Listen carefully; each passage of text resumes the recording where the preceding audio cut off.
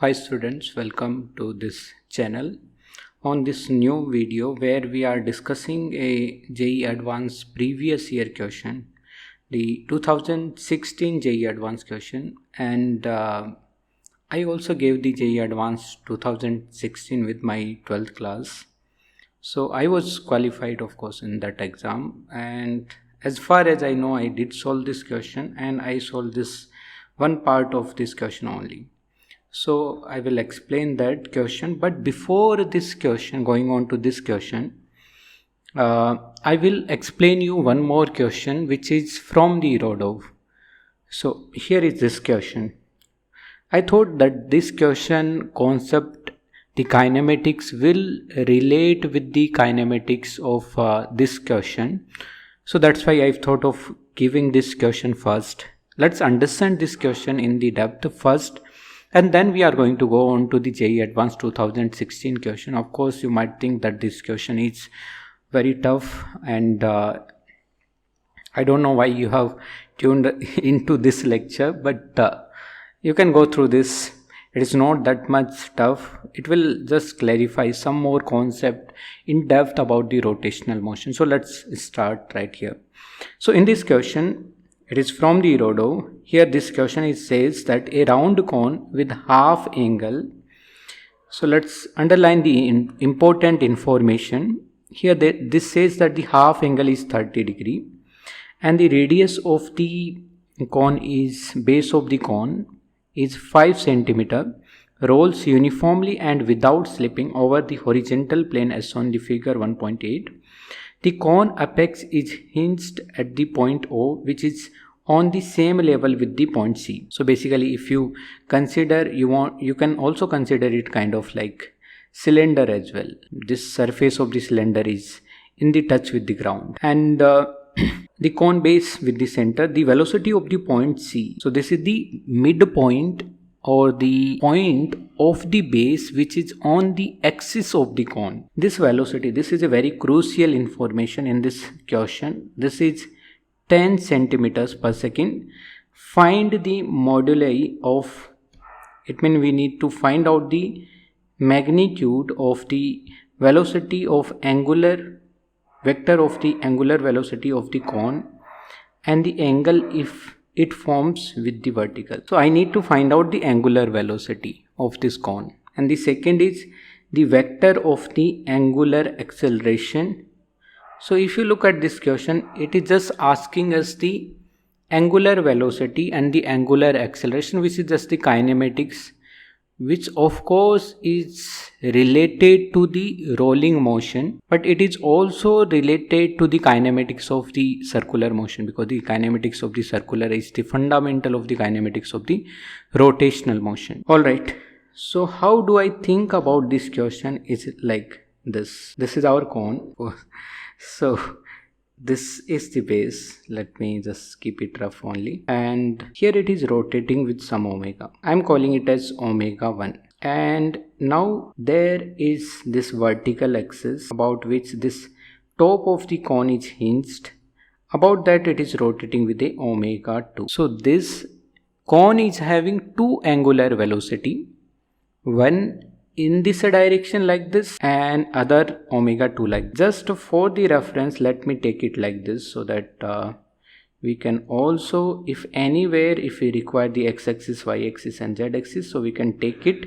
So I am taking x-axis like this. Okay, let me put it like this then, that this is x-axis, this is y-axis, this is z-axis. Okay, now we know this point velocity. This point velocity is in this direction, which is 10 centimeters per second. And if I look at this point, if I consider this a rotation in this direction, let me also point it out. So if I take this direction rotation, so basically this base of the cone is doing the rolling motion. So velocity of this point can be given with the help of the rolling velocity of this center, which is v, and this omega 1 r in this direction because of the rotation. So there is a translation motion plus rotation motion, so the total velocity becomes v in this direction, which is in the negative x direction, and the omega 1 r which is in the positive x direction. Now because they have said that this is doing the rolling motion without slipping on this floor, it means this total velocity of this point is going to be 0. So Vp will be 0. Keep in mind, in our JEE Advanced 2016 question also we will use this concept. That might seem by the other method very tough, but this will be a very easy process. So I can say that the V equals to omega 1 r. So omega 1 is V by r. So of course from here we are going to say that the velocity is 10 centimeter per second, and the r of the base they have said in the question that is 5. So that's why the omega 1 becomes 2, and of course centimeter per second here is also centimeter, so that's why the unit comes out to be radian per second. So no need to worry about the centimeters. So omega 1 here we got it, that is 2 radians per second square, second. So here we are with the omega 1. Now let's look to the omega 2. Now what is happening, this is 30 degree, right? Now if this cone is doing the pure rotational motion about this axis, basically if we look at this axis is fixed. Which axis? Z axis, that is fixed. So I can say the velocity of this point is basically the another way to say this velocity of the, what is that location, what is that point? C. Yeah, so velocity of the C point, the other way I am saying this from the rotation about Z axis, that the velocity of the point C is 10 meter per second. They have given us Vc is 10 centimeters per second. That is, can I say that is omega r, isn't it? Omega multiplied by that r, I am calling it as the r dash. This is, be careful, this is r dash, this is r. Can I say that the tan 30 in this triangle, let me point it out. I am taking this a triangle, okay? This a triangle. So can I say that the tan 30 from this a triangle, I am not giving any name, tan 30 is the opposite, which is r divided by adjacent, which is r dash. Tan 30 we know is 1 by root 3. So 1 by root 3 is equals to r by r dash. So of course r dash is r times of root 3, where we know the r value, then we can say r dash value. So r dash value is 5 times of root 3 centimeters. Now here I will get the omega 2. So I will say omega 2 is Vc divided by r dash, and through that calculation which I have done recently just now, so that is r dash is 5 root 3. So 10 divided by 5 root 3, that will be 2 by root 3, and the unit I know is going to be radians per second. Okay, so this is again very important thing. We have got this is 2 by root 3 radians per second. So we know omega 2. Fine. So we have got omega 1 and the omega 2. Now let's go and let's solve our first part of this question. Vector of the angular velocity of the cone and angle it forms with the vertical. Here we are with this, that what is this angular velocity vector? They are asking the total angular velocity vector. What is that? So if I look at this question, this total rigid body is having two angular velocity, one angular velocity like that, the another angular velocity like that. Can I say total angular velocity is basically, I am giving also the direction, be careful here. So the omega 1 is in this direction, so will it be in this direction? Just I am using the right hand thumb rule, right? And here omega 2 is going to be in that direction. Omega 1 in that direction is basically minus j cap. So that is minus 2 times of j cap. And then there is the other, the minus or plus 2 by root 3. This is the angular velocity. So in this irodov question, they have given the final omega value. So let me find out the magnitude. So magnitude is going to be 2 square plus 2 square by 3 square root. Okay, just I am calculating the magnitude using the vectors. So that is going to be 4. So that is 4 plus 4 by 3, right? So that is going to be 16 by 3 square root, that will be 4 by root 3. So I can say the angular velocity magnitude is 4 by root 3 radians per second. When I calculate this value, you can use the calculator, so that is going to be 2.3 radians per second. So I have reached to this answer, and that is a correct answer. Now let's go to the second part. What they are asking is again a very interesting part. They are asking vector of the angular acceleration of the cone. So when I got this question, I also I didn't solve this question, and the first time someone asked me this question, some student. So then I also thought of it, and kind of it took me just like some time to visualize, okay, what is happening, how do I find out the angular acceleration. So look, for me as well, it is not, I need to also think sometime when I face the new questions. So here is that the vector of angular acceleration of the cone we need to find out. So how did I thought of this question when I faced it first time was like this, that okay, if I look from the top, basically this is how I will experience. This is the x-axis and this is the y-axis. Okay, if I look from the top, and the z-axis is toward me. Now I assumed that the cone was here. Let me draw the shape. It will look like a triangle if we look from the top. Don't be bored, this part is going to be very interesting. And the angular velocity, let me give the another color. So here it's like this. Okay, let me give another color. Okay, yeah. So here this angular velocity is pointing like this. Now what is happening is this system is rotating about the z-axis. So omega of z is basically like this, pointed outside. That is not changing. But what is happening to this omega vector? Think it like this. This omega vector, after some time, because it is rolling like, so that's why it is going to go in that direction. If it is going in that direction, after some time, will it become like this or not? This cone, will it become like this or not? Yes. So angular velocity will point like that. After some time, this cone will become like this. So then the angular velocity will point like that. Okay. So this is, after some time, the omega will look like that. Let's suppose this angle is theta. Okay. So then this angle of course is theta only. Tell me what is this theta in the terms of time.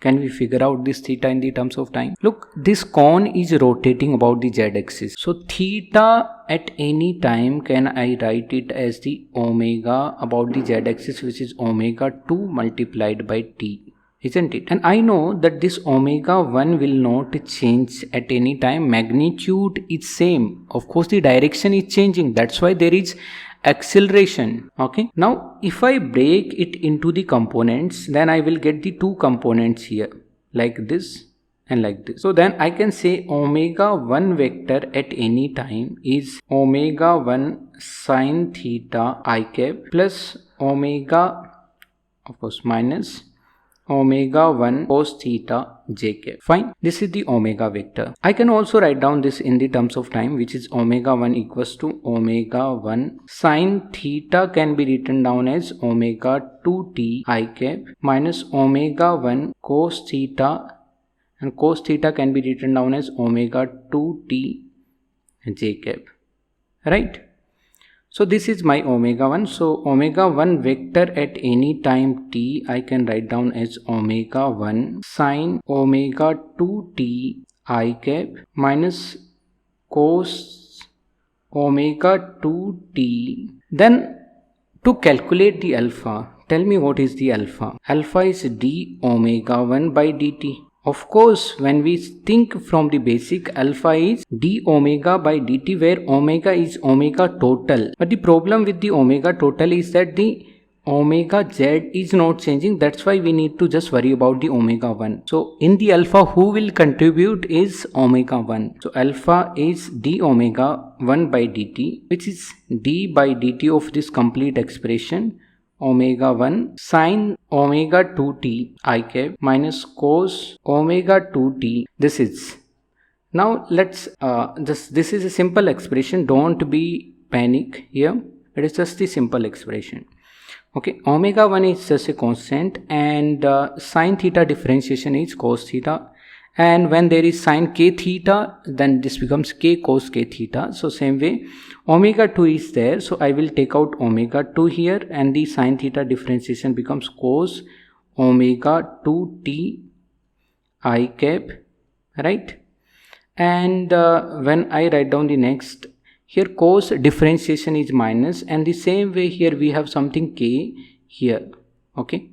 So this becomes minus minus plus omega 2 sine omega 2 t j cap. So from here alpha can be written down as omega 1 omega 2 cos omega 2 t I cap plus sine omega 2 t j cap. Okay, this is the alpha. Now at any time t, if I ask you what is the magnitude of this alpha, then you will say this is omega 1 omega 2, this is just the magnitude, and this magnitude sine theta cos theta, sine square theta plus cos square theta, of course that is 1. So that becomes 1. So at any time t, this is the alpha. And interestingly, omega 1 and omega 2 we know.